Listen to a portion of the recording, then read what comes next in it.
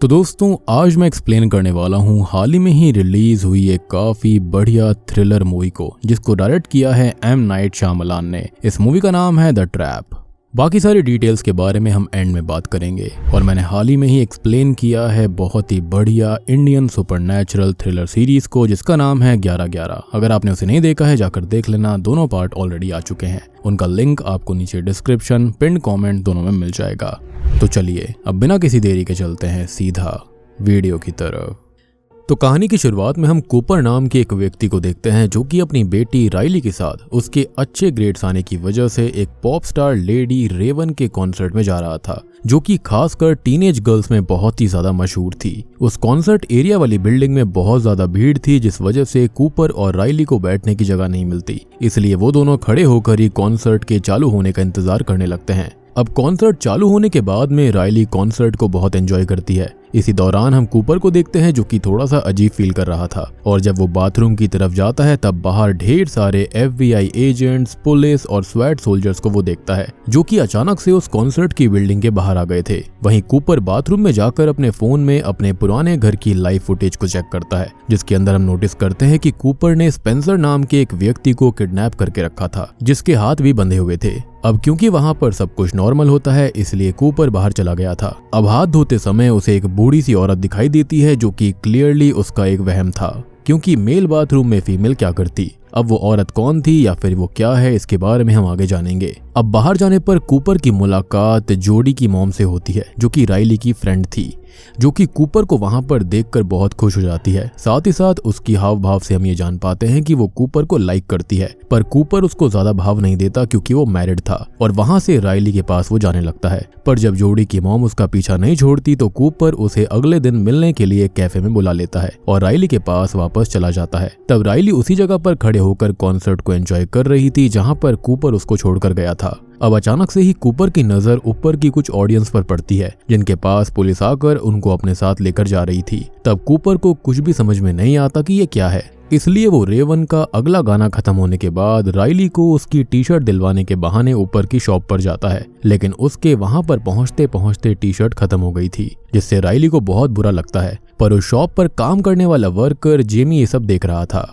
तो उसको अच्छा नहीं लगता और वो कूपर से 10 मिनट बाद आकर टी-शर्ट लेने के लिए कहता है, क्योंकि टी-शर्ट्स का स्टॉक आया हुआ था लेकिन वो सब स्टोर रूम में रखे हुए थे। अब ये जानने के बाद लगे हाथ कूपर ने जेमी से इतनी सारी पुलिस, स्वैट और FBI के आने का रीजन भी पूछ लिया। तब वहां पर जेमी की बातों से हम जान पाते हैं कि असल में ये पूरा कॉन्सर्ट एक ट्रैप है, क्योंकि एक लीक के हिसाब से आज उस कॉन्सर्ट के अंदर एक बहुत ही भयानक कातिल बुचर आया हुआ था, जिसने बीते समय में ढेर सारे लोगों के छोटे छोटे टुकड़े कर कर उन्हें खत्म कर दिया और आज तक उसे किसी ने भी नहीं देखा था। पर उसको पकड़ने के लिए पुलिस वालों के पास एक निशानी थी। अब ये बात जानने के बाद कूपर बहुत डर जाता है, क्योंकि वो खुद ही बुचर था, लेकिन उसके बारे में उसके परिवार तक को नहीं पता था। खैर अभी के टाइम पर कूपर बस कैसे भी करके वहां से निकलना चाहता था और इसलिए वो राइली को लेकर बहुत जरूरी काम का बहाना बनाते हुए बैक एग्जिट की तरफ जाने लगता है, लेकिन वहां पर ऑलरेडी 2 सिक्योरिटी गार्ड खड़े थे और इसलिए वो उनको उनकी जगह से हटाने के लिए, उनका ध्यान भटकाने के लिए चुपचाप एक स्टेयर्स के पास खड़ी औरत को नीचे गिरा देता है, जिससे कि वो गार्ड तुरंत वहां पर आ गए थे। और अब कूपर राइली के साथ गेट की तरफ बढ़ रहा था कि तभी अचानक से वहां पर ढेर सारे स्वैट सोल्जर्स आकर खड़े हो जाते हैं, जो कि बाहर आने वाले हर एक इंसान से पूछताछ और उनकी तलाशी ले रहे थे। अब इसलिए ना चाहते हुए भी कूपर को राइली के साथ कॉन्सर्ट में वापस आना पड़ता है, जहां पर जाने के बाद राइली तो वापस से कॉन्सर्ट को एंजॉय करने में लग जाती है, मगर कूपर वहां से निकलने के तरीके के बारे में ही सोच रहा था। तभी उसकी नजर एक और पॉप स्टार पार्कर पर पड़ती है जो कि स्टेज पर आता है, तो सब उसको देखकर जोर जोर से उसका नाम चिल्लाने लगते हैं। कूपर चाहता था कि वो किसी तरह से बैक स्टेज पर चला जाए, क्योंकि वहां पर ढेर सारे कंपनी के लोग मौजूद थे और वो बैक स्टेज के एग्जिट से निकल सकता था, क्योंकि वहां पर इतनी चेकिंग नहीं हुआ करती थी। लेकिन बैक स्टेज पर नॉर्मल सिविलियंस अलाउड ही नहीं थे। अब ये जानने के बाद कूपर जेमी से टी-शर्ट के बहाने ऊपर जाकर सभी पुलिस वालों की पोजीशन चेक करने लगता है। साथ ही साथ अब जब वो जेमी से मिलता है तो जेमी अपने वादे के मुताबिक कूपर को अपने साथ स्टोर रूम में लेकर गया था, जहां पर एक की कार्ड की हेल्प से ही एंट्री होती। स्टोर रूम में जाने के बाद हम कूपर की बात से ये जान पाते हैं कि असल में वो फायर डिपार्टमेंट में काम करता है और क्योंकि जेमी फायर डिपार्टमेंट पर बाकी डिपार्टमेंट से ज्यादा भरोसा करता था, इसलिए वो कूपर से और इम्प्रेस हो गया था क्योंकि वो लोगों की जान बचाया करते थे। तब उसकी बातों से हम ये जान पाते हैं कि आज के दिन सभी वर्कर्स को एक कोड दिया गया है ताकि बुचर किसी वर्कर का भेस लेकर वहां से भाग ना पाए। तब कूपर जेमी को अपनी बातों में फंसाकर उससे वो कोड भी जान लेता है। साथ ही साथ कूपर ने जेमी का की कार्ड भी चुरा लिया था, जिससे अब वो बिल्डिंग की किसी भी जगह पर एक्सेस ले सकता था। अब इसलिए जैसे ही जेमी वहां से जाता है तो कूपर वापस से एक बार बेसमेंट के दूसरी तरफ जाकर कॉफी लेने के बहाने वहां पर मौजूद सभी FBI ऑफिसर्स की बातों को सुनता है, जहां पर वो स्ट्रेटेजी के हिसाब से बुचर को ढूंढने के लिए बातें कर रहे थे। अब वहां से निकलते समय कूपर ने एक सोल्जर की वॉकी टॉकी भी चुरा ली थी ताकि उसे सोल्जर्स की हर बात के बारे में पता चलता रहे। साथ ही साथ जब वो राइली के पास वापस जा रहा होता है तभी उसकी नजर डॉक्टर जोसेफिन ग्रैंट पर पड़ती है, जो कि एक FBI ऑफिसर ही थी और वही बुचर को पकड़ने के ऑपरेशन को लीड भी कर रही थी। उसको देखने के बाद कूपर वापस से राइली के पास जाता है, जहां पर राइली के साथ खड़े होकर अब वो वॉकी टॉकी से सभी ऑफिसर्स की बातों को सुन रहा था। तब उसको पता चलता है कि असल में पुलिस के पास बुचर के बारे में बस कुछ ही क्लूज हैं, जिसके अंदर ये है कि उसके राइट हैंड की रिस्ट पर एक टैटू है। और क्योंकि ये बात बिल्कुल सच होती है, इसलिए कूपर तुरंत ही एक रिस्ट बैंड की मदद से अपने टैटू को ढक लेता है। अब कूपर वापस से एक बार अपना क्रेडिट कार्ड शॉप से लेने के बहाने ऊपर जाता है, जहां पर वो फायर अलार्म को चालू करने वाला था ताकि भीड़ में भगदड़ का फायदा उठाकर वहां से वो भाग पाए। लेकिन जोसेफिन ग्रांट को कूपर के इस आइडिया के बारे में खबर थी और वो कोइंसिडेंटली उसी समय पर सबको फायर अलार्म पर भी नजर रखने के लिए कहती है। अब क्योंकि कूपर का ये प्लान भी फेल हो गया था, इसलिए वो बिल्डिंग की छत पर जाने के बारे में सोचता है, पर क्योंकि स्टेयर्स के पास भी गार्ड खड़े हुए थे, इसलिए कूपर उनका ध्यान भटकाने के लिए कैफेटेरिया के डीप फ्राई मशीन के अंदर कुछ बॉटल्स को डाल देता है, जिससे कि मशीन में ब्लास्ट होने से एक वर्कर वहां पर जल गई थी, जिसको देखकर तुरंत ही अब गार्ड वहां पर आते हैं और उसी मौके का फायदा उठाकर कूपर भी एक शेफ की एप्रन को पहनकर छत पर चला गया था, जहां से वो भागने का रास्ता निकाल रहा था कि इतने में ही छत पर मौजूद ऑफिसर्स उसको देखकर उससे पूछताछ करना चालू कर देते हैं। पर कूपर वहां पर यह बहाना बनाता है कि वो नीचे अपना काम कर रहा था कि तभी कैफेटेरिया में एक धमाका हुआ, जिससे कि उसकी फ्रेंड जल गई और वो बहुत डर गया था और इसलिए बस वो थोड़ी हवा लेने के लिए ऊपर आया है। तब सोल्जर्स को कूपर पे थोड़ा सा शक होता है तो वो उससे उसका कोड पूछते हैं, क्योंकि एम्प्लॉयज का वहां कोड था और क्योंकि कूपर ने कोड को पहले ही जेमी से जान लिया था, इसलिए वहां पर भी उसे कोई दिक्कत नहीं होती और सोल्जर उसे जाने देते हैं। लेकिन कूपर अब छत से भी नहीं भाग सकता था, जिस बात से परेशान होकर जब वो नीचे आता है तब उसे वापस से वही बूढ़ी औरत दिखाई देती है जो कि अगले ही पल गायब हो गई थी। अब कूपर वापस से अपनी बेटी के पास आ चुका था और अब क्योंकि राइली को उसके पिता का बर्ताव काफी अजीब लगता है, इसलिए वो अपने पिता को उसके साथ ही रुकने के लिए कहती है। साथ ही साथ हम राइली की बातों से ये भी जान पाते हैं कि रेवन कॉन्सर्ट के दौरान अपने लिए ऑडियंस में से एक ही ड्रीमर गर्ल को चुनने वाली थी, जिसको रेवन के साथ स्टेज पर डांस करने का और बैक स्टेज पर जाने का मौका मिलने वाला था। अब क्योंकि कूपर तो पहले से ही बैक स्टेज पर जाना चाहता था, इसलिए वो अपना दिमाग लगाता है और पास में ही खड़े हुए रेवन के अंकल, जो कि असल में रेवन के मैनेजर भी थे, उनके पास आकर उनसे बातें करते हुए झूठ बोलता है कि उसकी बेटी को ल्यूकेमिया है, यानी कि कैंसर है, पर वो रेवन की बहुत बड़ी फैन है, इसलिए वो वहां पर आई है। अब ये बात जानने के बाद रेवन के अंकल को भी राइली के लिए बहुत बुरा लगता है और इसलिए अब वो वहां से सीधा स्टेज पर जाते हैं और 2 ID कार्ड्स लाकर कूपर और राइली को दे देते हैं, जिसका मतलब यही था कि आज के दिन राइली ही रेवन की ड्रीमर गर्ल बनने वाली थी। ये बात जानकर राइली बहुत ही ज्यादा खुश होती है और अब राइली और कूपर दोनों को ही स्टेज के ऊपर बुला लिया गया था, जहां पर राइली बहुत ही ज्यादा हैप्पी होती है और अब वो कूपर को हक भी करती है और बाद में जब रेवन उसका नाम पुकारती है तो राइली खुश होते हुए रेवन के पास जाकर उसके साथ स्टेज पर डांस करने लगती है। इसी बीच हम कूपर को देखते हैं जो कि आसपास सभी पुलिस वालों को देख रहा था। अब जब रेवन का सॉन्ग खत्म होता है तो वो पर्दे के पीछे चली जाती है, लेकिन कूपर जहां पर खड़ा था वहां पर से पर्दे के पीछे का इलाका विजिबल था। तब वो देखता है कि रेवन इनहेलर ले रही थी। इसका मतलब यही था कि रेवन को एस्थमा था और शायद इसी वजह से उसके अंकल ने राइली की बीमारी के बारे में सुनकर उसे सीधा रेवन की ड्रीमर गर्ल बना दिया। खैर आगे रेवन और पार्कर मिलकर वहां पर अपना आखिरी सॉन्ग गाते हैं, जिससे कि सब लोग बहुत ही ज्यादा ध्यान से सुन रहे थे और एंजॉय कर रहे थे। इसी दौरान कूपर की नजर पुलिस पर पड़ती है, जो कि अब स्टेज की तरफ आ रही थी, इसलिए कूपर कुछ सोचने लगता है और तभी उसकी नजर एक और लड़की पर पड़ती है जिसकी तबीयत खराब हो गई थी और इसलिए उसे बैक स्टेज के पास ही मेडिकल रूम में लेकर जाया जा रहा था। अब इस बात का फायदा उठाते हुए कूपर खुद उस लड़की के पास जाता है और उसे उठाकर बैक स्टेज में लेकर चला जाता है, जिससे एक बार वापस से वो पुलिस चेकिंग से बच गया था। साथ ही साथ अब वहाँ के स्टाफ के सामने उसकी एक बहुत ही अच्छी इमेज बन गई थी और उसी बात का फायदा उठाते हुए कूपर उनसे बैक स्टेज के एग्जिट से जाने की परमिशन ले लेता है। लेकिन कूपर की किस्मत वहाँ भी उसका साथ नहीं देती, क्योंकि फ्रंट एग्जिट के साथ साथ बैक एग्जिट पर भी सेलिब्रिटीज और उनके साथ के लोगों को छोड़कर सबकी कड़ी चेकिंग हो रही थी। ये देखकर अब कूपर को कुछ भी समझ में नहीं आता कि वो वहां से कैसे निकलेगा, पर तभी उसकी नजर रेवन पर पड़ती है और अब उसके दिमाग में एक आइडिया आता है। वो राइली के साथ तब तक वहां पर खड़ा रहता है जब तक रेवन वहां से घर नहीं जाने लगती, और अब रेवन वहां से जा रही थी तब वो खुद ही राइली के पास बात करने के लिए रुकती है और उसी मौके का फायदा उठाते हुए कूपर रेवन को अकेले में 2 मिनट कुछ बात करने के लिए मना लेता है। रेवन भी कूपर को अपने मेकअप रूम में लेकर चली गई थी, जहां पर कूपर रेवन के सामने रिवील करता है कि वही बुचर है। साथ ही साथ कूपर ने रेवन को स्पेंसर की लाइव वीडियो भी दिखा दी थी, जिसके अंदर स्पेंसर चीख चीख कर हेल्प मांग रहा होता है। और तब कूपर की बातों से हम जान पाते हैं कि असल में उसने जहां पर स्पेंसर को रखा हुआ था वहां पर उसने ढेर सारे कार्बन मोनोऑक्साइड के सिलेंडर्स भी रख दिए थे,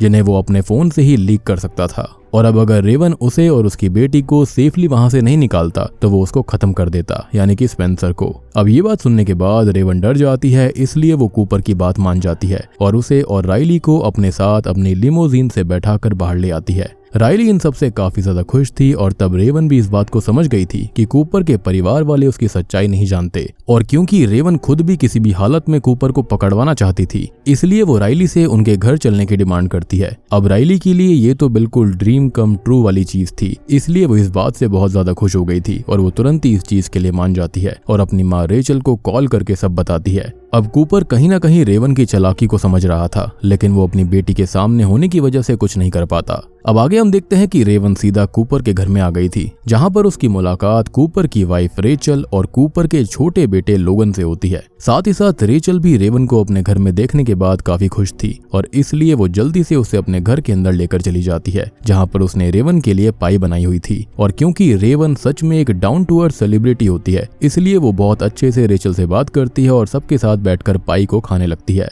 तभी हम रेवन की बातों से ये जान पाते हैं कि उसके अभी के कॉन्सर्ट के टिकट जब बिकना चालू हुए थे तब उसके पास अचानक से एक दिन FBI आ गई थी, जिनसे बात करके रेवन को ये पता चला था कि उसके कॉन्सर्ट के टिकट्स को बुचर ने भी खरीदा है और वो वहां पर आएगा, इसलिए वहां पर बहुत सारे पुलिस वाले आए हुए थे। अब ये बात जानने के बाद रेचल बहुत शॉक्ड हो जाती है, पर अभी उसको ये बात समझ में नहीं आती कि आखिर FBI के पास बुचर की इन्फॉर्मेशन कैसे आई, क्योंकि आज तक ना तो बुचर को किसी ने देखा था और ना ही उसके बारे में किसी को कुछ पता था। इसके जवाब में रेवन बताती है कि असल में किसी अननोन व्यक्ति ने बुचर के थोड़े से हुलिये के बारे में, उसके हाथ में मौजूद टैटू और उसकी उम्र के बारे में बताया था, और साथ ही साथ ये भी बोला था कि उसके पास एक डार्क कलर की कार है जिससे वो कॉन्सर्ट में आने वाला था। अब इस बात को सुनने के बाद में कूपर का एकदम दिमाग खराब हो जाता है, क्योंकि उसने आज तक अपने पीछे ऐसा कोई भी सबूत नहीं छोड़ा था जिससे उसके बारे में ये इन्फॉर्मेशन निकाली जा सके। और अब क्योंकि वो नहीं चाहता था कि रेवन और भी कोई चीज ऐसी बोल दे जिससे कि उसके परिवार को उसकी सारी सच्चाई पता चल जाए, इसलिए वो रेवन को वहां से जाने के लिए कहता है।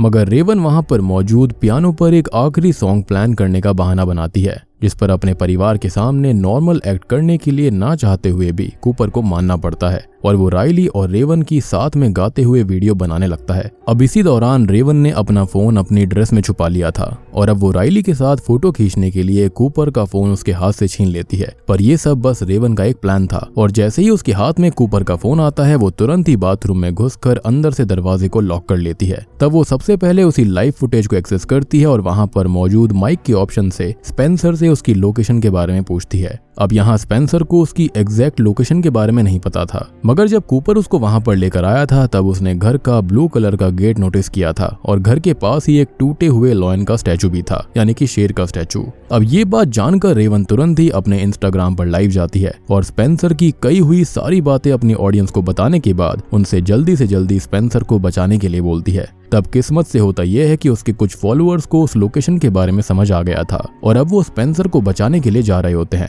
आगे रेवन ने अपने फोन से जोसेफिन को भी मैसेज कर दिया था। इसी बीच हम बाहर कूपर और रेचल के चिल्लाने की आवाज को सुन पाते हैं, जहां पर कूपर बाथरूम का दरवाजा पीट पीट कर रेवन को बाहर आने के लिए कह रहा था और रेचल कूपर पर चिल्ला रही होती है। तभी रेवन अंदर से चिल्लाकर रेचल को बता देती है कि कूपर ही बुचर है, पर तभी अचानक से बाहर से आवाजें आना बंद हो जाती हैं, जिससे कि अब रेवन और डर गई थी। पर तब कूपर बाथरूम के दरवाजे को भी अनलॉक कर लेता है और रेवन से अपना फोन वापस लेकर स्पेंसर को देखता है, मगर तब तक रेवन के फैंस ने स्पेंसर को बचा लिया था, जिसको देखकर कूपर को बहुत गुस्सा आता है, पर अभी वो कुछ नहीं कर सकता था। असल में उसने अपने पूरे परिवार को रेचल के साथ उसके रूम में लॉक कर दिया था और अब उसका प्लान यही था कि वो रेचल की कार में रेवन को होस्टेज बनाकर वहां से निकल जाएगा। और अब वो जल्दी से रेवन को रेचल की कार में बैठाता है और खुद ड्राइविंग सीट पर बैठ जाता है, मगर जैसे ही वो गराज का दरवाजा खोलता है तभी उसकी नजर उसके परिवार पर पड़ती है, जो कि किसी तरह से रूम से बाहर निकलकर गराज के बाहर आ गए थे। अब क्योंकि कूपर अपने परिवार से सच में बहुत ही ज्यादा प्यार करता था, इसी वजह से वो उनके सामने इस तरह से भागना नहीं चाहता था।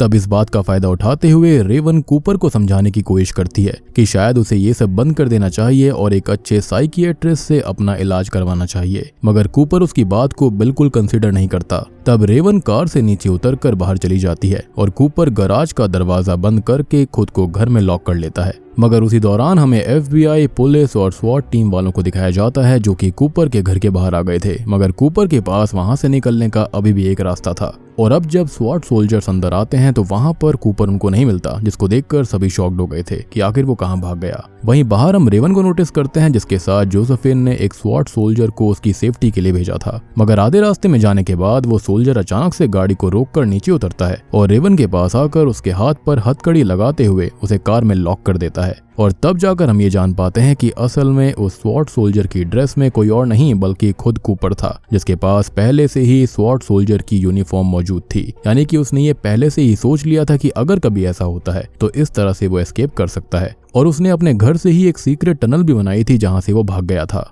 अब कूपर रेवन को अपनी सेफ्टी के लिए अपने साथ रखने वाला था। रेवन को कुछ भी समझ में नहीं आता कि वो क्या करे, लेकिन तभी वो बाहर नोटिस करती है जहां पर उसके ढेर सारे फैंस मौजूद थे, और क्योंकि वो सब रेवन की कार को पहचानते थे इसलिए वो उसे ध्यान से देखने लगते हैं। और इसी बात का फायदा उठाकर रेवन किसी तरह से अपने हाथ से कार के शीशे को ओपन कर देती है, जिससे कि अब सब उसकी कार के पास इकट्ठे हो गए थे, जिससे कूपर का ध्यान भटक जाता है। और फिर जैसे ही रेवन को मौका मिलता है वो भी अपने हाथ को फ्री करके जल्दी से कार से बाहर आ जाती है, और इतने में ही वहां पर पुलिस वाले भी आ गए थे, जिन्हें कूपर के रेवन के साथ होने के बारे में अंदाजा लग गया था। अब कूपर इस बार पकड़े ही जाने वाला था कि तभी उसकी नजर रेवन की कार में पड़े हुए कुछ नॉर्मल कपड़ों पर पड़ जाती है, और वो तुरंत ही उन कपड़ों को पहनकर चुपचाप वहां से भीड़ में निकल जाता है। और इस बार भी कूपर अपने आप को पुलिस वालों के हाथ आते आते बचा लेता है। वहीं पर हम जोसेफिन, ग्रैंट, रायली, लोगन और रेचल को रेचल के पुराने घर में देखते हैं, जहाँ पर जोसेफिन कूपर की फोटोज को देख रही थी, जिनको देखकर कोई नहीं कह सकता था कि कूपर ही बुचर है, क्योंकि वो अपने परिवार और करियर लाइफ में काफी ज्यादा मेहनत करता था। वेल अभी के टाइम पर जोसेफिन चाहती थी कि वो रेचल, रायली और लोगन को एक क्रूज की हेल्प से दूसरे शहर भेज दे ताकि वो वहां पर सेफ रह सके, मगर रेचल इस पर मना कर देती है, क्योंकि कहीं ना कहीं उसे पता था कि कूपर कभी भी रायली और लोगन को नुकसान नहीं पहुंचाएगा। पर फिर भी अभी वो रायली और लोगन को जोसेफिन के पास ही छोड़ देती है और खुद अपने घर में चली जाती है, जहां पर पहले से ही कूपर मौजूद था, जिसको समझ में आ गया था कि वो अननोन व्यक्ति जिसने कि FBI और स्वॉट टीम को बुचर के कॉन्सर्ट में जाने वाली बात बताई थी वो कोई और नहीं बल्कि वो उसके ही परिवार का कोई हो सकता है, जो कि कोई और नहीं बल्कि उसकी खुद की पत्नी रेचल थी। तब रेचल भी इस बात को एक्सेप्ट कर लेती है, और तब जाकर हम ये जान पाते हैं कि असल में रेचल ने कुछ समय से कूपर की अजीब हरकतों को नोटिस किया था। कूपर के कपड़ों में से खून की बदबू और साथ ही साथ कभी कभी उन पर खून के दाग भी रहते थे। इवन वो ऑफिस से टाइम पर निकल जाने के बावजूद घर लेट आया करता, इसलिए पहले रेचल को ये लगा कि शायद उसका अफेयर चल रहा है, पर बाद में जब उसने उसका थोड़ा सा और पीछा करा तो कूपर उसको उन लोगों का पीछा करते हुए दिखाई दिया जिनको बाद में कभी बुचर ने खत्म किया था। और तब से ही रेचल को कूपर के ऊपर शक था, इसलिए ही उसने FBI को उसके और रायली के कॉन्सर्ट में जाने वाली बात के बारे में बताया था।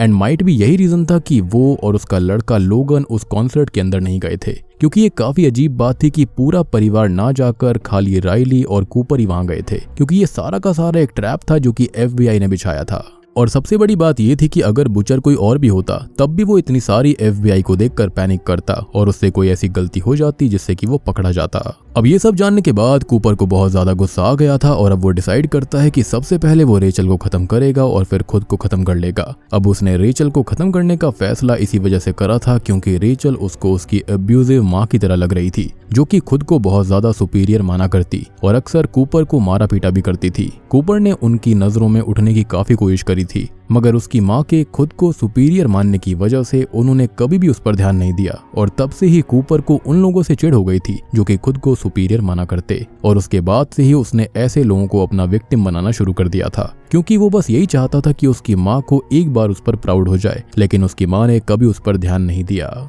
अब ये सब जानने के बाद कूपर बुचर्स नाइफ लेकर रेचल की तरफ बढ़ने लगता है, पर तभी रेचल कूपर का ध्यान भटकाने के लिए उसे एक आखिरी टाइम अपने साथ पाई खाने की विश यानी कि पाई खाने की इच्छा को जाहिर करती है, और इस पर कूपर भी कुछ सोचते हुए मान जाता है और जाकर डाइनिंग एरिया में बैठ जाता है। रेचल और कूपर दोनों साथ में पाई खा रहे होते हैं और अब पाई खत्म होने के बाद अचानक से ही कूपर नोटिस करता है कि उसकी पाई में रेचल ने एक तरह का ड्रग मिला दिया था जो कि उसे कूपर के ही टूल बैग के अंदर मिला था, जो कि शायद से वो अपने विक्टिम्स के ऊपर भी इस्तेमाल करता होगा, जिसको देखकर कूपर गुस्से में रेचल की तरफ हमला करता है। पर तब तक ड्रग ने अपना असर करना चालू कर दिया था। तभी कूपर को अचानक से घर के गेट के पास उसकी माँ दिखाई देती है, जो कि असल में वही लेडी थी जिसको कूपर बार बार अब तक अलग अलग जगह पर देख रहा था, यानी कि वॉशरूम में, सीढ़ियों पर और हर जगह। बेसिकली वो ऑब्सेस्ड हो चुका था अपनी माँ से, और वो बस उनकी नजरों में खुद को साबित करना चाहता था और ऐसे लोगों से चिढ़ता था जो कि उनके जैसे हुआ करते। तभी उन्हें देखकर कूपर उनकी तरफ बढ़ने लगता है, पर असल में गेट पर जोसेफिन अपने साथियों के साथ खड़ी हुई थी, जो कि कूपर के ऊपर टेजर गन से हमला करके उसे पकड़ लेती है। एंड माइट भी इस टेजर गन की वजह से ही उसके ऊपर जो ड्रग का असर था वो थोड़ा कम हो गया था। फिर जब कूपर वहां से जा रहा होता है तब आखिरी बार रायली आकर रोते हुए से हक करती है और कूपर भी थोड़ा उदास होते हुए आगे जाने लगता है। तभी अचानक से उसकी नजर रायली की साइकिल पर पड़ती है जो कि गिरी हुई थी। तब कूपर उस साइकिल को उठाकर सीधा करता है और पुलिस उसके हाथ को चेन से बांधकर उसे वैन में पीछे अकेले बैठा देती है। लेकिन जैसे ही पुलिस वैन थोड़ी आगे चलकर जाती है तो कूपर हंसने लगता है, और तभी हम नोटिस करते हैं कि असल में उसने अपनी बेटी रायली की साइकिल से टायर के स्पोक को तोड़ लिया था, यानी कि जो टायर्स के बीच में लंबी लंबी डंडियां होती हैं ना वो। तो अब वो उनकी मदद से बहुत ही आराम से अपनी चेन्स को खोल लेता है और जोर जोर से हंसने लगता है, जिसके साथ ये जो सीन होता है यहीं रुक जाता है। अब इस मूवी के पोस्ट क्रेडिट सीन में हम जेमी को देख पाते हैं, यानी कि वही व्यक्ति जो कि टी शर्ट्स दे रहा था उनको, जिसको न्यूज के जरिए पता चलता है कि जिस इंसान से वो इतना हंसकर और फ्रेंडली होकर और सही से बात कर रहा था वही असल में बुचर था। और ये देखकर तो उसके होश उड़ जाते हैं और शायद अब उसका इंसानियत पर से ही भरोसा उठ जाएगा और फायर डिपार्टमेंट वाली बात से भी। और बूम, इसी के साथ में ट्रैप मूवी यहीं पर खत्म हो जाती है। तो देखो, कहानी के अंदर एक बुचर नाम के शातिर कातिल के बारे में बताया गया है जो कि उन लोगों को अपने बुरे और अब्यूजिव पास्ट की वजह से खत्म कर दिया करता था जो लोग अपने आप को सुपीरियर समझते थे, अब चाहे वो मेल हो या फिर फीमेल। अब पुलिस वालों को एक दिन उसकी बीवी की तरफ से ही खबर मिलती है कि butcher pop star Lady Raven के कॉन्सर्ट में आने वाला है। तो वहां पर लेडी रेवन के साथ एक ट्रैप लगाकर उसे पकड़ने की कोशिश की जाती है, यानी कि रेवन ऑलरेडी पहले से ही जानती थी कि वहां पर बुचर होगा, जिसमें शुरू में तो जैसे तैसे बुचर बच जाता है, पर एट लास्ट बहुत सारी सिचुएशंस बिगड़ने के बाद वो पकड़ा जाता है। लेकिन आखिरी में वापस से वो एक बार छूट गया था। अब देखो, अंत में वो भाग गया था, तो हो सकता है कि अगले पार्ट में वो अपनी बीवी को खत्म करने के लिए वापस जरूर आएगा, साथ ही साथ वो रेवन को भी खत्म करना चाहता हो सकता है कि हमें कूपर की पास्ट लाइफ के बारे में भी अगले पार्ट में डिटेल में बताया जाएगा, क्योंकि हमें अभी तक ये नहीं पता है कि उसने ये सब शुरू कैसे किया था। हो सकता है कि इन सब में उसकी जो पहली विक्टिम हो वो उसकी खुद की ही माँ हो, और इसी वजह से शायद उसे अपनी माँ के विजन्स बार बार आया करते थे, क्योंकि वो एक्सेप्ट ही नहीं कर पाया था कि उसने अपनी माँ को भी खत्म कर दिया है और वो अभी भी उनके सामने खुद को साबित करना चाहता था। और ये भी हो सकता है कि कूपर अब अगर भागता है तो वहां पर वो जोडी की मॉम के पास जरूर जाएगा, क्योंकि उसने उनसे मिलने का वादा किया था। और सबसे बड़ी बात कि वो कूपर से पूरी तरह से ऑब्सेस्ड हो रखी थी और ऐसी सिचुएशंस में सिर्फ वही उसकी मदद करने की गलती कर सकती है। हालांकि मूवी तो देखो ठीक बनाई है, लेकिन यहाँ पर कई सारी चीज ऐसी थी जो कि बचकानी थी। अब जैसे कि जो कॉन्सर्ट की टिकट होंगी उसके अंदर कोई ना कोई सीट नंबर या फिर कुछ ना कुछ तो अलॉट हुआ ही होगा, लेकिन वहां पर उसके बारे में किसी को कुछ नहीं पता था। अब हो सकता है कि यहाँ पर टिकट्स फट गई थी, लेकिन फिर भी डेटाबेस में ये देखा जा सकता था, बट फिर भी वो चीज देखी नहीं गई। और जब रेचल ये बात जानती थी कि बुचर उसका पति ही है, यानी कि उसको शक था, तो वो पूरी बात खुलकर बता सकती थी, एड्रेस वगैरह सब कुछ पहले ही बता सकती थी। और अगर उसको ये बात खल रही थी कि उसका पति उसे खत्म कर सकता है, तो वो तो वैसे भी कर सकता था, क्योंकि वो जानती थी कि वही बुचर है, तो उसके पास कितना दिमाग होगा। क्योंकि देखो, बुचर कुछ भी करने के बाद में कोई सबूत नहीं छोड़ता था, तो यहाँ पर कोई अपने घर का ही हो सकता है जो कि उसके बारे में इतनी डिटेल में इंफॉर्मेशन दे सकता था। मतलब मूवी एक बार देखी जा सकती है, लेकिन इसको मैं कुछ एक्स्ट्रा ऑर्डिनरी नहीं कहूंगा। और ये एम नाइट श्यामलान की सबसे वीकेस्ट मूवीज में से एक है जिसने काफी कम पैसे कमाए हैं। अब हो सकता है कि आने वाले टाइम में ये कल्ट क्लासिक मूवी बन सकती है, लेकिन फिलहाल के टाइम पे इसको हम एवरेज ही कहेंगे। तो उम्मीद करता हूँ कि आपको कहानी पसंद आई होगी, वीडियो पसंद आई होगी। पसंद आई है तो वीडियो को लाइक कर देना, चैनल के ऊपर नए हैं तो सब्सक्राइब कर लीजिए। और हाँ, अगर आपने 11-11 सीरीज को अभी तक नहीं देखा है जाकर देख लेना, दोनों पार्ट्स ऑलरेडी लाइव हो चुके हैं। उनका लिंक आपको नीचे डिस्क्रिप्शन, पिन कमेंट दोनों में मिल जाएगा। तो मैं आप सबको मिलता हूँ अगली वीडियो के साथ में, तब तक के लिए